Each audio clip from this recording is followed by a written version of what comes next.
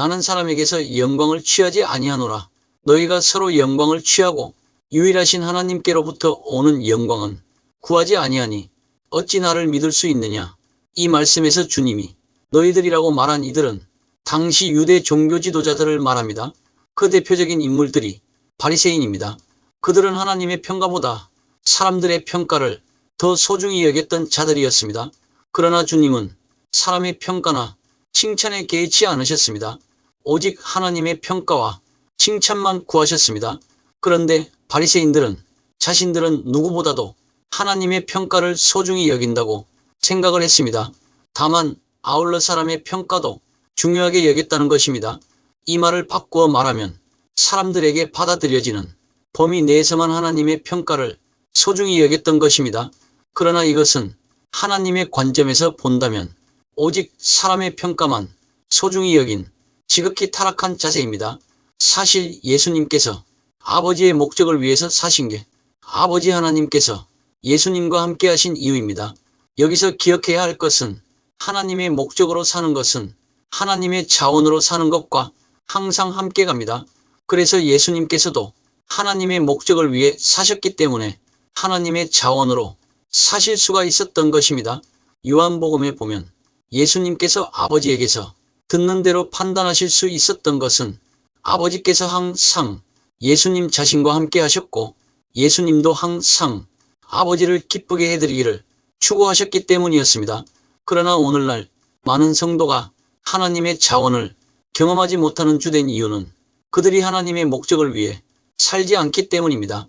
즉 자신들은 하나님 목적을 위해 산다고 입술로는 고백하지만 자신의 마음 깊은 곳에는 자신의 목적을 위해 사는 것이 깔려 있었던 것입니다. 물론 말로는 그렇게 말하지는 않지만 그것이 무의식적으로 행동으로 나타나는 겁니다. 그렇게 되면 하나님의 자원으로 사는 생활은 가능하지 않습니다. 그러나 전적으로 하나님의 자원으로 하나님의 목적을 위해 살아야 합니다.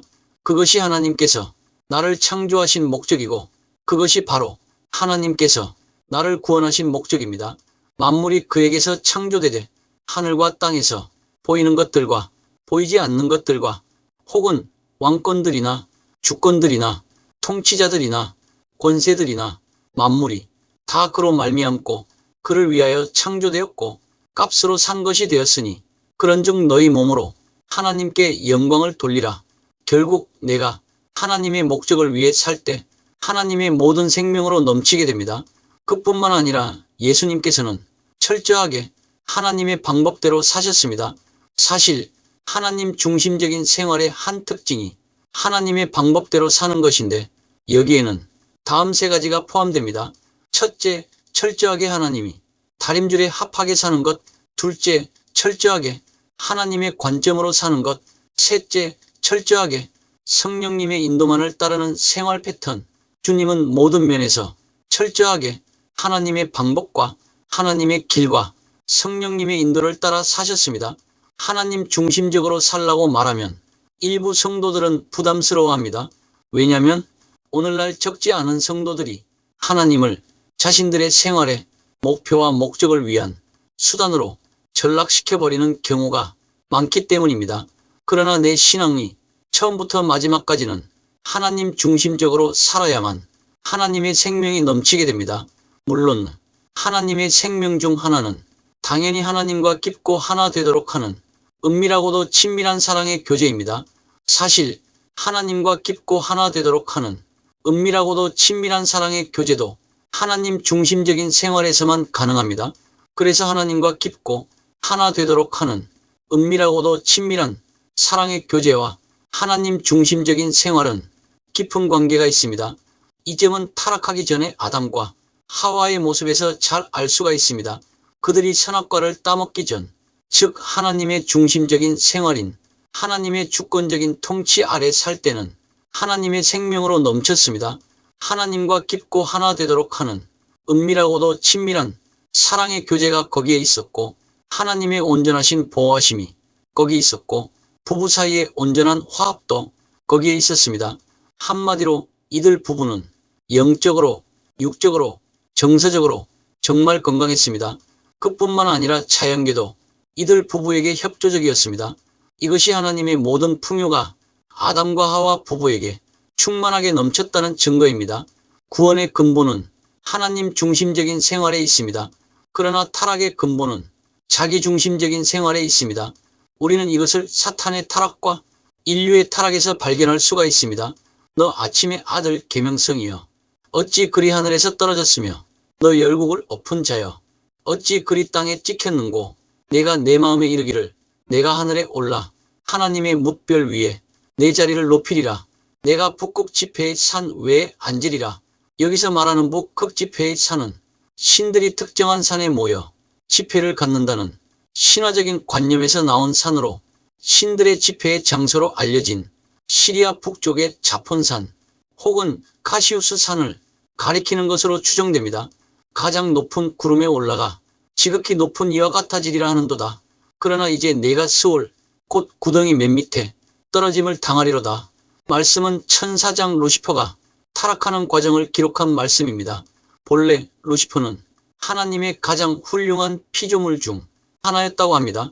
그러나 그는 하나님의 주권적 통치 아래 거하는 생활만으로는 만족을 하지 못하고 다른 모든 피조물보다 위에 올라가 자기가 하나님처럼 되기를 원했습니다. 이 말은 하나님의 주권적인 통치 아래 있지 않고 자신이 자신의 하나님이 되기를 원했다는 말입니다. 이것을 하나님 중심적인 생활에서 자기 중심적인 생활로의 타락이라고 합니다. 결국 자기 중심적인 생활은 타락의 뿌리입니다. 그 결과 루시퍼는 음부의 맨 밑바닥으로 추락하게 됩니다. 이제 인간의 타락 부분을 다시 한번 살펴보겠습니다. 그런데 뱀은 여호와 하나님이 지으신 들짐승 중에 가장 간교하니라. 뱀이 여자에게 물어 이르되 하나님이 참으로 너희에게 동산 모든 나무의 열매를 먹지 말라 하시더냐. 여자가 뱀에게 말하되 동산 나무의 열매를 우리가 먹을 수 있으나 동산 중앙에 있는 나무의 열매는 하나님의 말씀에 너희는 먹지도 말고 만지지도 말라. 너희가 죽을까 하노라 하셨느니라. 뱀이 여자에게 이르되 너희가 결코 죽지 아니하리라.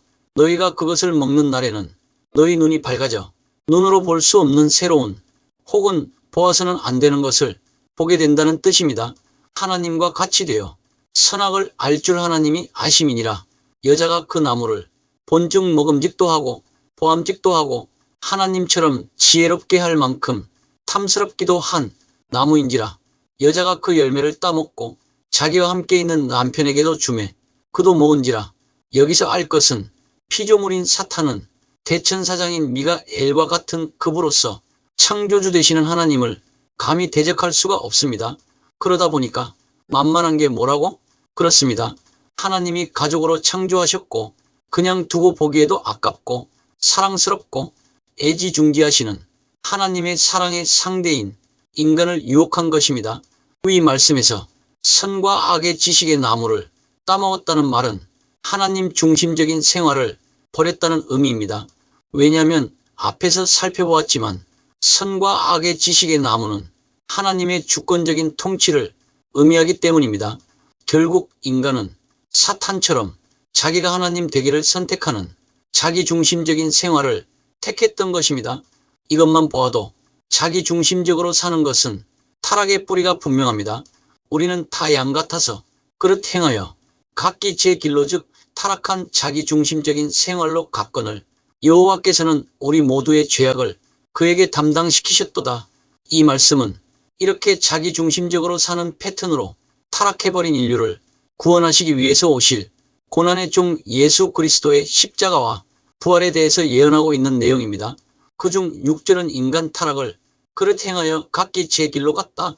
즉 타락한 자기 중심적인 생활로 돌아갔다라고 말하고 있습니다. 시바에서 유향과 먼 곳에서 향품을 내게로 가져오면 어찌함이냐. 나는 그들의 번제를 받지 아니하며 그들의 희생제물을 딸게 여기지 않노라. 그들이 순종하지 아니하며 귀를 기울이지도 아니하고 자신들의 악한 마음의 꾀와 완악한 대로 행하여 그 등을 내게로 돌리고 그 얼굴을 향하지 아니하였으며 그렇기 때문에 아무리 종교적인 의식과 헌신과 섬김과 봉사, 교제가 아름답고 충만하게 가득해도 자기 중심적으로 살면 그것은 하나님 앞에 철저하게 타락한 생활 패턴일 뿐입니다. 이것은 예레미야 시대 때도 마찬가지로 그 많은 의식과 희생제물을 드렸음에도 불구하고 그들의 생활 패턴은 자기중심적인 생활 패턴이었습니다.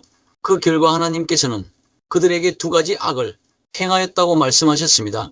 내 백성이 두 가지 악을 행하였나니 곧 그들이 생수의 근원되는 나를 버린 것과 스스로 웅덩이를 판 것인데 그것은 그물을 가두지 못할 터진 웅덩이들이니라. 예레미야 시대는 많은 희생 제사에다가 추가로 시바와 원 방까지 가서 특별한 향품을 사다가 하나님께 번제를 드렸던 시대였습니다. 그런데도 이들의 평소 생활 패턴은 철저하게 타락한 자기중심적인 생활 패턴이었습니다. 그래서 하나님께서는 이들이 하나님을 버렸고 멸시했다고 말씀하신 것입니다. 그래서 자기중심적인 생활과 세상과 사탄을 타락한 삼위일체라고 부르기도 합니다. 이것은 마치 불신자들의 세 가지 생활 패턴의 특징인 세상 풍조를 따르는 생활 패턴, 공중권세 잡은 자를 따르는 생활 패턴, 육체와 마음이 원하는 대로 사는 생활 패턴과 같은 것입니다. 그는 허물과 죄로 죽었던 너희를 살리셨도다. 그때 즉 예수 믿기 전에 너희는 그 가운데서 행하여 이 세상 풍조를 따르고 공중의 권세 잡은 자를 따랐으니 곧 지금 불순종의 아들들 가운데서 역사하는 영이라. 전에는 우리도 다 그 가운데서 우리 육체의 욕심을 따라 지내며 육체와 마음에 원하는 것을 하여 다른 이들과 같이 본질상 진노의 자녀이었더니 이 구절에서 말하는 육체는 아담의 타락한 본성을 물려받는 걸 말하는 것으로서 자기중심적 요소의 성경적인 용어입니다.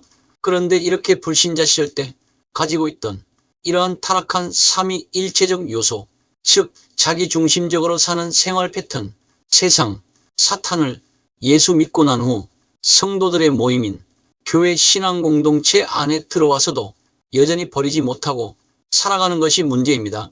따라서 자기중심적인 생활의 원조가 사탄이기 때문에 자기중심적인 생활의 배후에는 항상 사탄이 있다는 것을 잊지 말아야 합니다.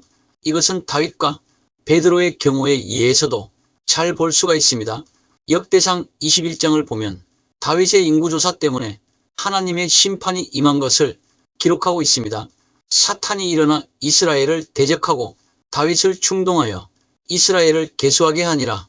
사실 인구조사가 죄라면 오늘날도 인구조사과에 근무하는 그리스도인은 다 죄를 범하는 것이 됩니다. 그러나 이 구절을 보면 인구조사를 부추긴 장본인이 누구라고 말하고 있습니까? 그렇습니다. 사탄이라고 말하고 있습니다. 뭔 말이냐면 다윗은 그동안 계속적으로 하나님만을 자신의 피난처요, 산성으로 삼는 생활 패턴으로 살아왔습니다. 그런데 나라가 부강해지고 자신의 군대와 병력이 막강해지자 자기중심적인 생각들이 고개를 쓱 들기 시작한 것입니다. 그래서 그는 내 나라 백성이 얼마나 많은지, 즉 자신을 왕으로 추앙하는 백성의 수가 얼마나 되는지 은근히 알고 싶었던 것입니다. 다시 말해서 하나님 중심적인 생활 패턴에서 자기 자원으로 사는 생활 패턴으로 일순간에 바뀌어버리는 타락을 하게 된 것입니다. 그런데 그 배후에 정확하게 누가 있었다고? 그렇습니다. 사탄이 있었다고 성경을 알려주고 있습니다. 이번에는 베드로의 예를 보겠습니다. 이때로부터 예수 그리스도께서 자기가 예루살렘에 올라가 장로들과 대제사장들과 서기관들에게 많은 고난을 받고 죽임을 당하고 제3일에 살아나야 할 것을 제자들에게 비로소 나타내시니 베드로가 예수를 붙들고 항변하여 이르되 주여 그리 마옵소서, 이 일이 결코 주께 미치지 아니하리이다. 예수께서 돌이키시며 베드로에게 이르시되 사탄아 내 뒤로 물러가라. 너는 나를 넘어지게 하는 자로다. 내가 하나님의 일을 생각하지 아니하고 도리어 사람의 일을 생각하는도다 하시고, 이 말씀은 예수님께서 십자가에 돌아가시기 얼마 전에 곧 다가올 죽음과 이후에 있을 부활에 대해서 제자들에게 말씀하셨습니다. 이 말을 듣던 베드로가 주님을 진정으로 아끼고 사랑하는 마음에서 예수님께 그런 일은 절대로 일어나지 않을 거라고 강력하게 항의하는 말을 한 것입니다. 사실 베드로는 주님을 위해서 자기 목숨까지도 내어놓을 수 있는 사람입니다.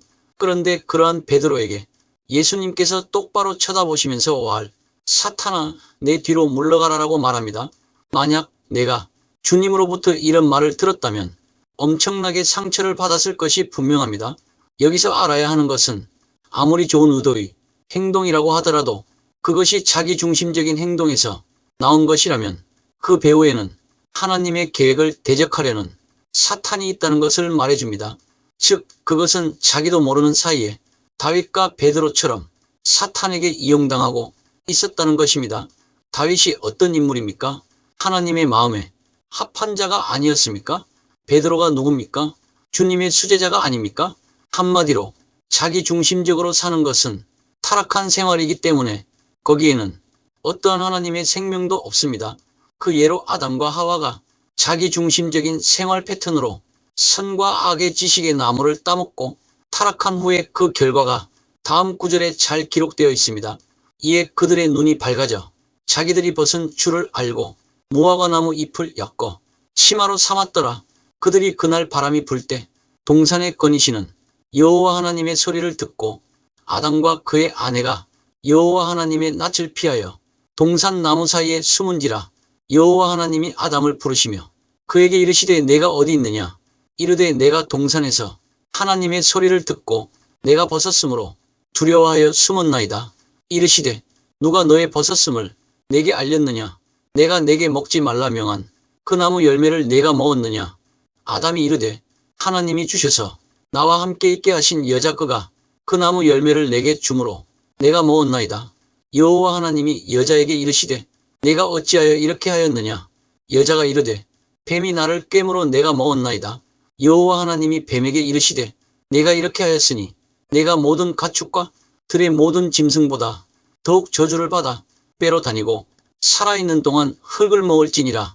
내가 너로 여자와 원수가 되게 하고 내 후손도 여자의 후손과 원수가 되게 하리니 여자의 후손은 내 머리를 상하게 할 것이요 너는 그의 발꿈치를 상하게 할 것이니라 하시고 또 여자에게 이르시되 내가 내게 임신하는 고통을 크게 더하리니 내가 수고하고 자식을 낳을 것이며 너는 남편을 원하고 남편은 너를 다스릴 것이니라 하시고 아담에게 이르시되 내가 내 아내의 말을 듣고 내가 내게 먹지 말라 한 나무의 열매를 먹었은즉 땅은 너로 말미암아 저주를 받고 너는 내 평생에 수고하여야 그 소산을 먹으리라. 땅이 내게 가시덤불과 엉겅퀴를 낼 것이라. 내가 먹을 것은 밭의 채소인즉 내가 흙으로 돌아갈 때까지 얼굴에 땀을 흘려야 먹을 것을 먹으리니 내가 그것에서 취함을 입었음이라. 너는 흙이니 흙으로 돌아갈 것이니라 하시니라. 루시퍼 역시도 자기 중심적으로 사는 생활 패턴으로 타락했을 때 그 결과는 지옥 맨 밑바닥이었습니다.